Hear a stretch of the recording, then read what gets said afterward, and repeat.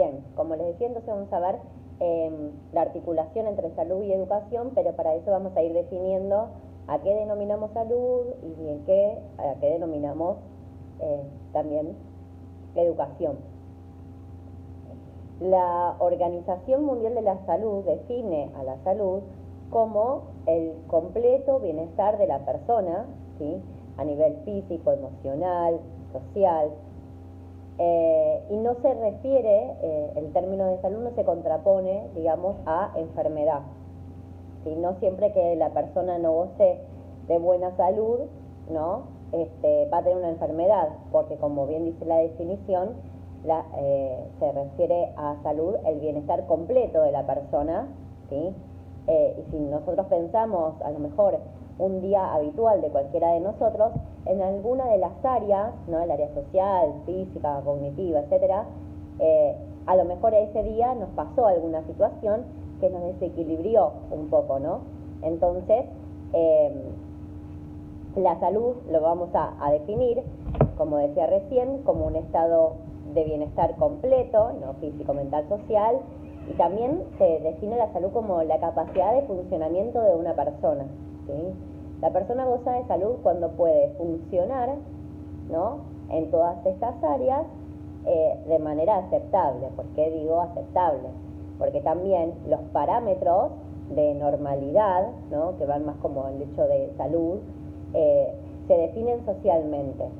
Entonces, ante una conducta que desencaja con lo que la sociedad determina como salud, ¿sí? Si hay una conducta de una persona que desencaja, esa persona queda excluida, ¿no? Hacia el polo de la enfermedad, que hoy hablamos así, y todavía la sociedad, si bien fuimos cambiando, todavía la sociedad cree que la discapacidad es una enfermedad, ¿no?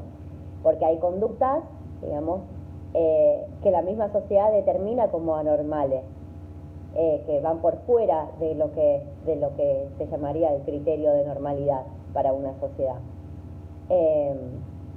Y si bien hoy hablamos de la inclusión, hablamos de neurodiversidad, hablamos de muchos términos de personas que son totalmente diferentes, de todas maneras a la sociedad todavía le cuesta cambiar el foco de la mirada, ¿no? Y pararse y pensar a las personas como discapacidad, no pensarlas como enfermas, ¿sí? Por eso también la sociedad tiene, si considera a las personas con discapacidad como personas enfermas, también la sociedad tiene una mirada como más contemplativa, si se quiere, ¿sí? Con las personas con discapacidad, en vez de poder generar recursos, estrategias, apoyos suficientes para que esa persona que presenta una deficiencia pueda ser incluida en el contexto social, ¿no? Entonces, también dentro de lo que es el contexto de la promoción de la salud siempre fue considerada no como un estado abstracto, sino como un medio para llegar a un fin, como un recurso que le permite a la persona poder llevar una vida individual, social y económicamente productiva, ¿sí? Siempre para la sociedad, la persona que tiene las conductas como aceptables va a ser aquella persona que le sea rentable, ¿no? Aquella persona que sea productiva para la sociedad y que pueda cumplir con los fines establecidos. Mientras que educación, ¿no?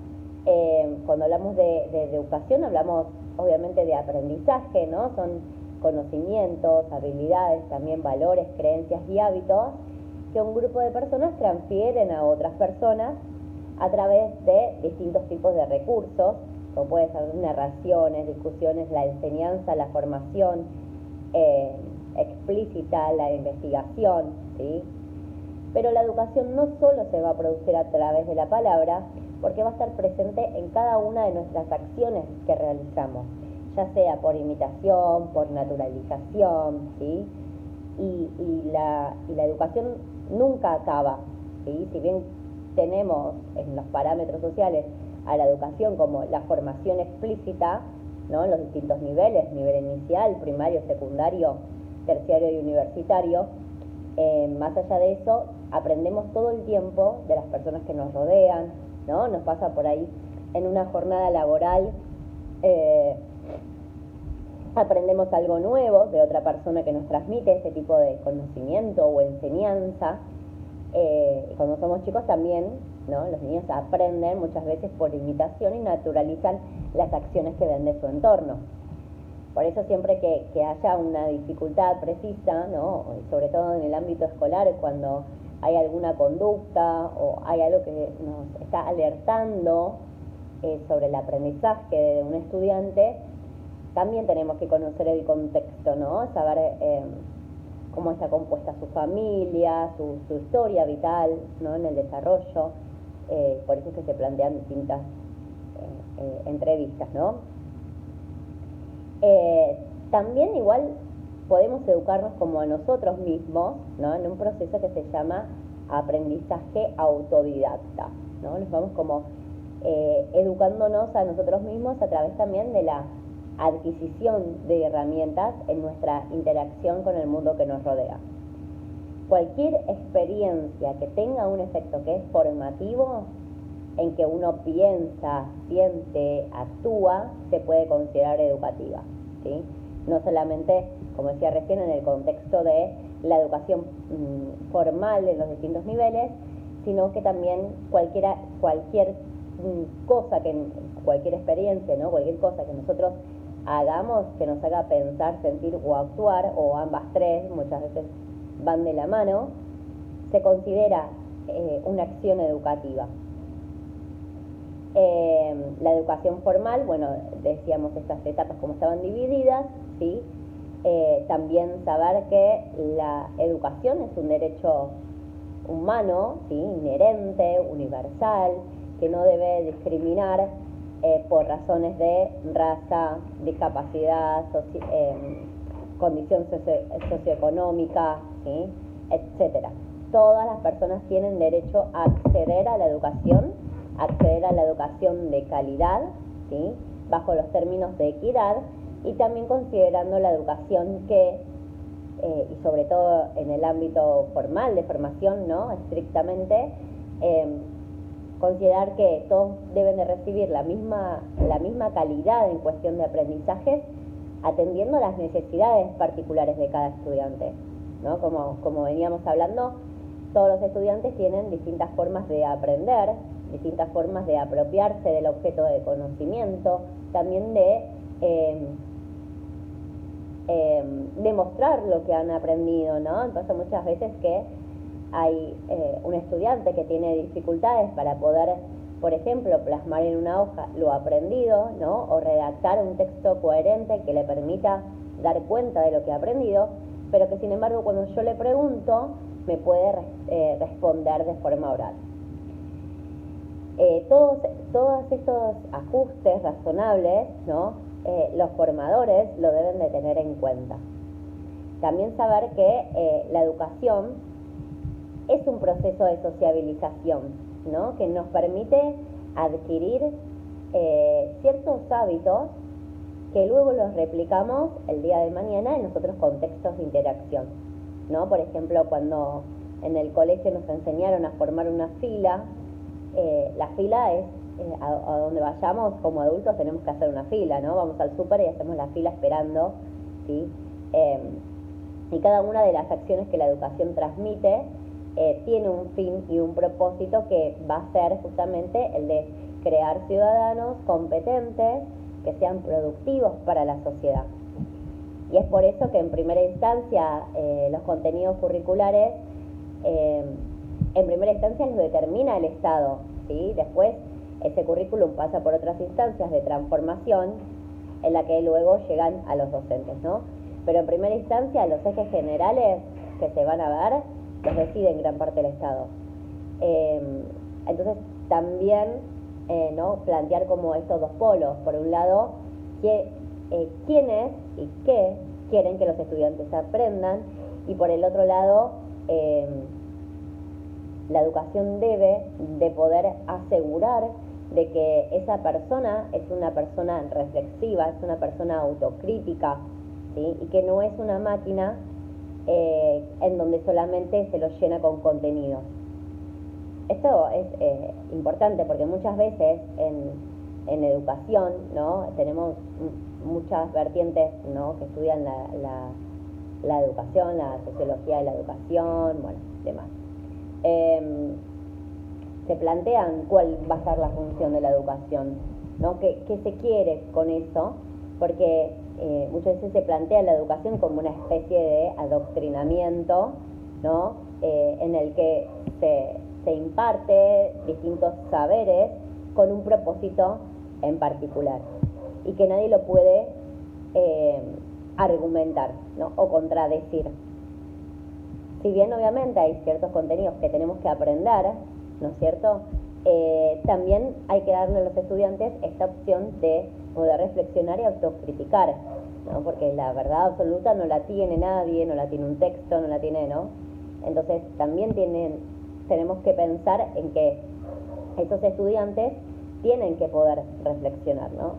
No son meras máquinas.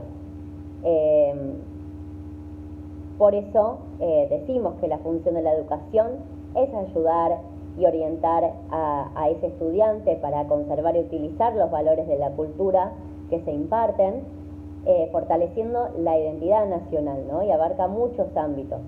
Tenemos la educación propiamente formal, también tenemos la informal o denominada no formal, ¿sí?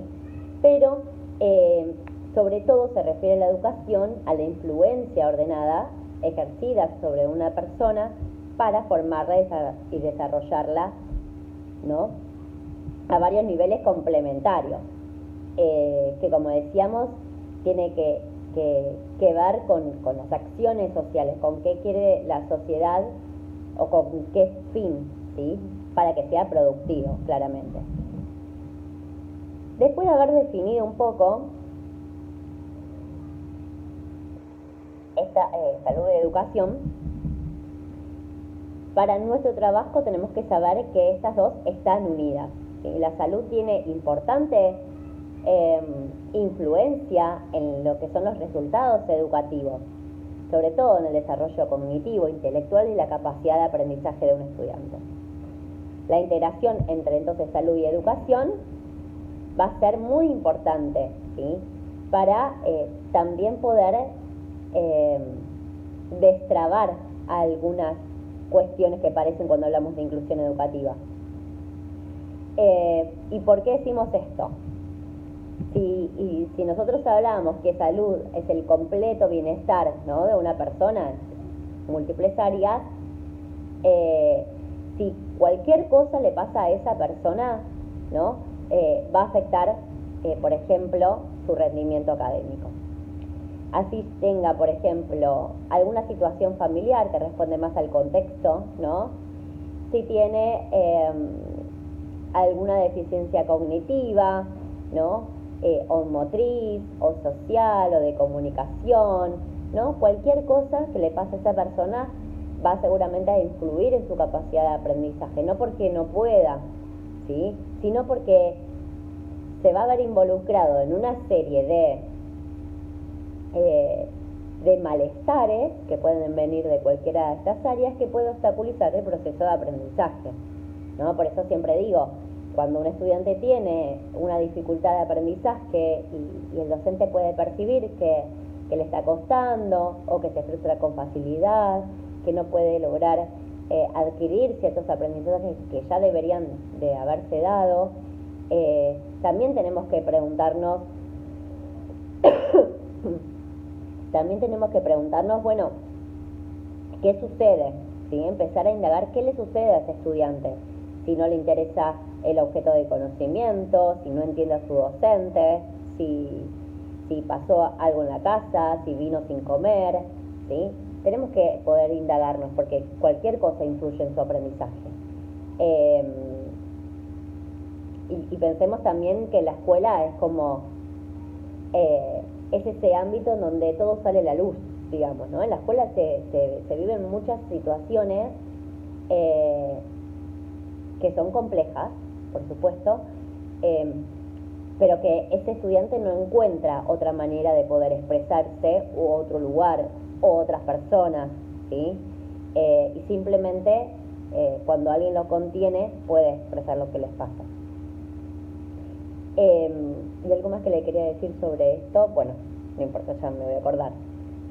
Algo importante, ¿sí? Es lo que denominamos las comunidades colaborativas de aprendizaje. Estas comunidades colaborativas lo podemos definir como un grupo de personas que aprenden en común, utilizando herramientas comunes en un mismo entorno, ¿no? Y son muy eficaces porque todos tienen herramientas, porque todos tienen saberes previos, todos tienen experiencias que también hacen a sus aprendizajes, ¿no? Entonces, si yo junto a los estudiantes, los divido en grupos, van a ir charlando, van a ir comentando, van a ir debatiendo, ¿sí? A partir de cada una de las experiencias y a partir de lo que cada uno tiene para aportar. Entonces, eso que al principio era chiquitito, que, ¿no? Luego se expande ese objeto de conocimiento a través de los saberes compartidos, ¿sí? Entonces, obviamente que estas comunidades colaborativas de aprendizaje nos referimos a este trabajo en grupo entre estudiantes, pero también nos referimos a los que estamos del otro lado, ¿no? Nos referimos también a los actores educativos propiamente de la institución, como también así por fuera de la institución, ¿sí?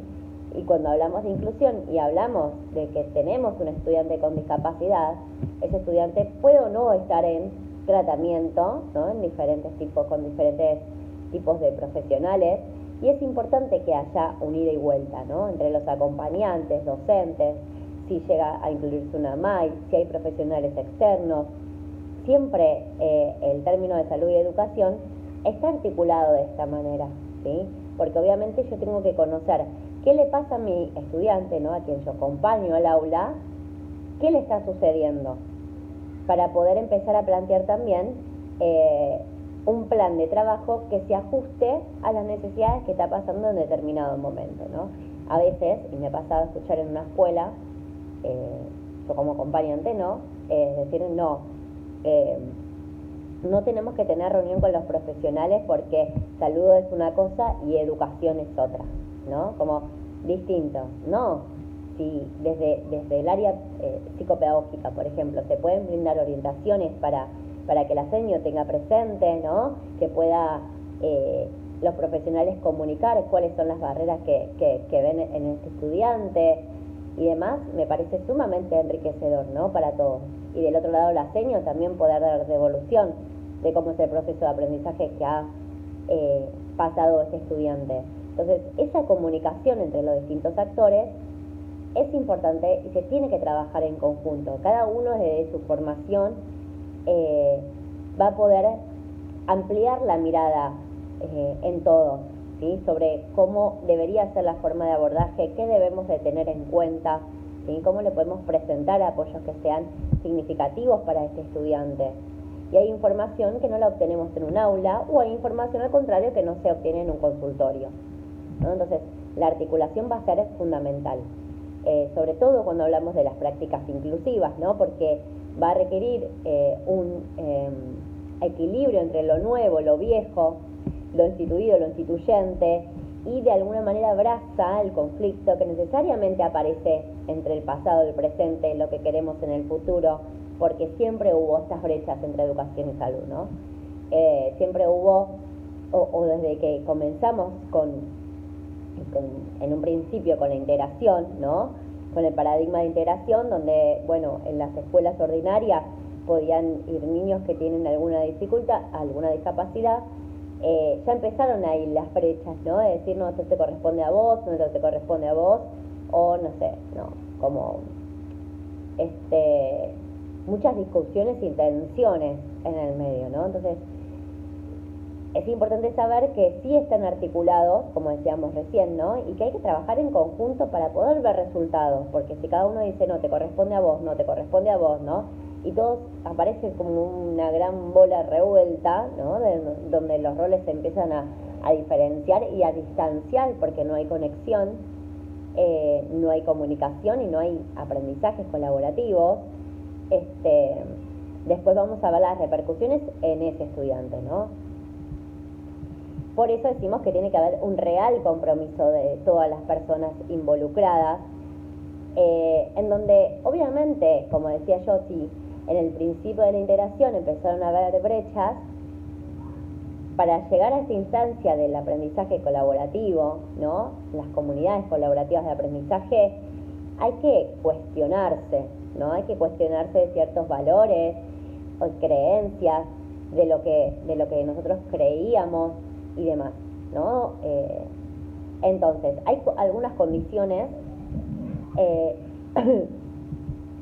para que sea una verdadera comunidad de aprendizaje, ¿no?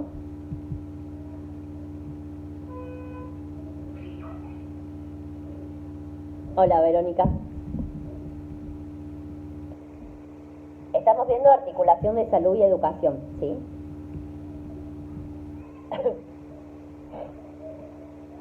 Bueno, entonces, para que haya una verdadera comunidad de aprendizaje, deben darse, ¿no?, ciertas condiciones.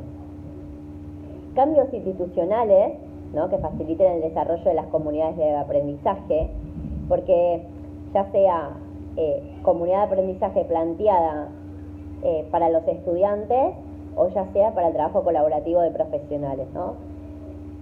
Para los estudiantes lo que más obstaculiza es la bajada de lineamiento, ¿no?, donde el docente debe de regirse solamente por lo que establece un currículum y de esa manera no se puede escapar, ¿no? Porque siempre pasa, bueno, yo que trabajo en el cole lo veo, ¿no? Es decir, estábamos viendo, por ejemplo, que en primer grado no reconocen casi ninguna de las letras, ¿no?, ni siquiera de los números, entonces tienen muy bajo nivel, vienen con casi nada de conocimientos en alfabetización.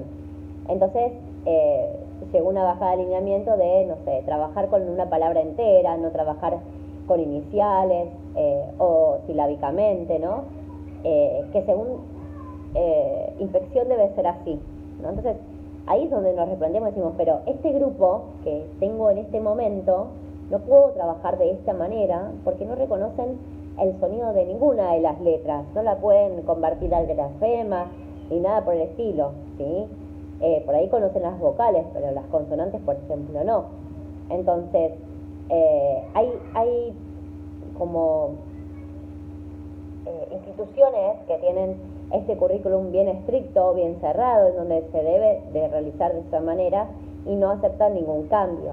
Pero sin embargo, cuando vamos hacia educación inclusiva, lo primero que se plantea es el DUA, diseño universal de aprendizaje, donde lo que dice es, bueno, este currículum debe ser flexible y ajustarse a las necesidades de los estudiantes, no homologarlos todos como que, bueno, todos tienen este nivel de aprendizaje y entonces seguimos avanzando, porque te quedan muchos atrás.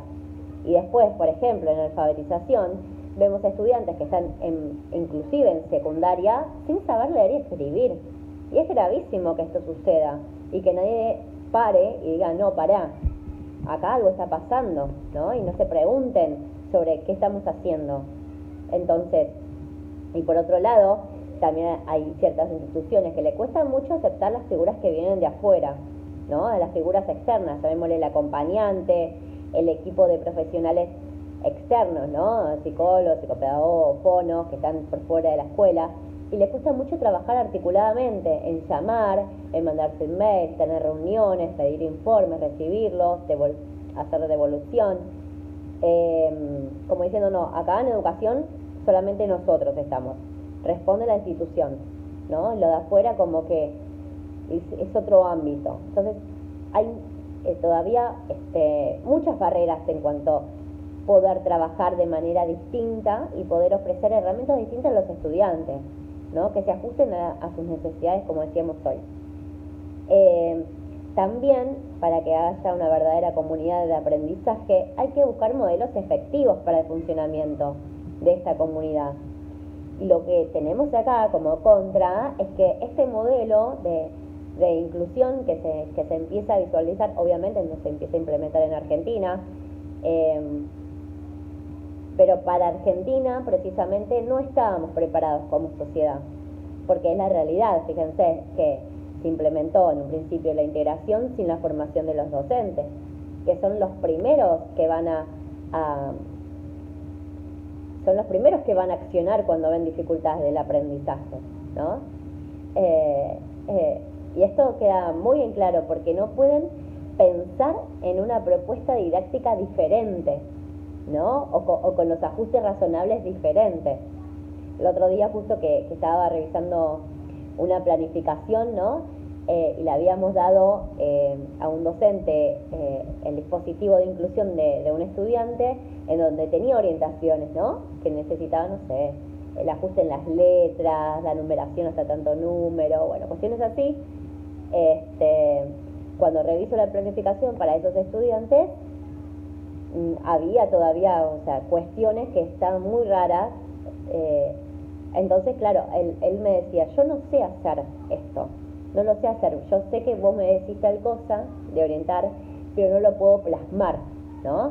Y entonces ahí fuimos trabajando, y es algo que estoy implementando ahora, trabajar en particular con cada docente, diciendo, bueno, este ejercicio, esta actividad la podés presentar para este estudiante de esta manera, ¿no? No se cambia nada del contenido, sino que se modifica la manera en que accede, ¿no? En vez de, no sé, responder una pregunta, unir con flechas, que puede ser mucho más simple para un estudiante que tiene ciertas dificultades.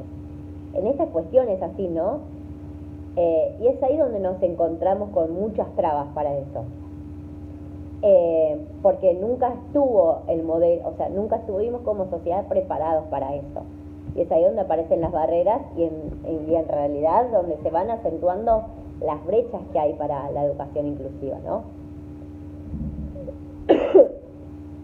Bueno, la participación, sí, abierta, que lo hablamos hoy, no en esquemas jerárquicos de quién tiene más poder, pero siempre de alguna manera el eslabón jerárquicamente te lo hacen saber o te lo hacen reconocer de alguna manera, ¿no? El acceso a todos en igualdad, ¿no? A la educación también. El beneficio principal va a ser el diálogo como parte central del proceso de la comunidad colaborativa, la responsabilidad compartida, ¿no? O corresponsabilidad, es decir, cada uno de los actores involucrados tiene su responsabilidad, su quehacer como profesional, ¿no es cierto? Pero debe articular el trabajo con los demás. El conocimiento siempre se entiende como dinámico, adquirido no supone ingerir una lista de elementos y reproducir en un examen, ¿no? Sino construir la comprensión propia de ese objeto de conocimiento que se está dando, ¿no? Lo que decía recién, muchos estudiantes que tienen en una instancia evaluativa bajas calificaciones son etiquetados como, bueno, los burros, que no tienen ganas, que no, un montón de cuestiones, pero nadie se pregunta qué sucede. ¿Por qué obtuvo esta nota? Sí, vino a clase todos los días, participó, ¿no? ¿Y qué pasó ahora?